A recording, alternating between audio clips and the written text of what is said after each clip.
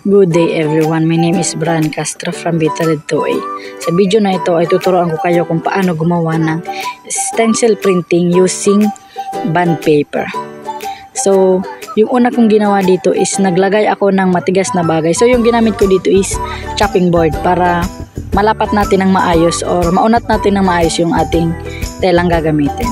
And also, para maganda yung pagkakalagay natin ng ating gagamiting hulmahan na bond paper. So, yun. Inayos ko lang siya at inunat ng maigi. And then, tinape ko siya. Tinape ko siya para hindi gumalaw yung ating bond paper. So, yun. Next step natin is ilalagay na natin yung ating first layer ng ating Tulco paint. So, yun. Hinagod lang natin na mabuti para malagay natin yung ating paint ng maigi. So yan, pagkatapos nun ay pinatigas ko lang yung ating unang layer at kinuha ko na yung pangalawang bond paper para ilapat ko ulit siya sa ating frame. So yun, yan. Nilagay ko siya na maayos para hindi gumalaw at yung isa sa loob para sa ating next color na which is yung ating color black. So yun, nung maayos ko na at nailapat ko na maayos ay inalagay ko na yung ating pangalawang kulay which is yung color black para sa ating hat at yung border niya.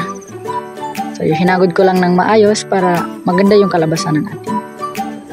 At pagkatapos nun ay tinanggal ko siya ng dahan-dahan. Pagkatapos nun ay agad ko naman sinunod yung ating patatlong layer which is yung pang color white naman. So, pagkalapat ko ng bond paper ay nilagyan ko kagad siya nitong ating color white na Tulco paint.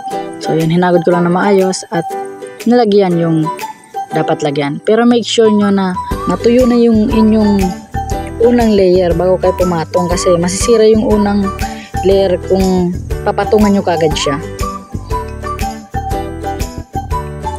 So, yun, para sa ating finishing is tinanggal natin yung mga dapat tanggalin which is yung mga nasa gitna ng ating mga tornilyo and sa ating letter B at letter D. Ito na yung ating finish product ng ating ginawang stencil printing using bond paper. So yun, napakadali niya lang. Kailangan mo lang ng kunting tiyaga at pasensya. Hopefully na naipaliwanag ko ng maayos yung mga detalye ng aking ginawang stencil printing using bond paper.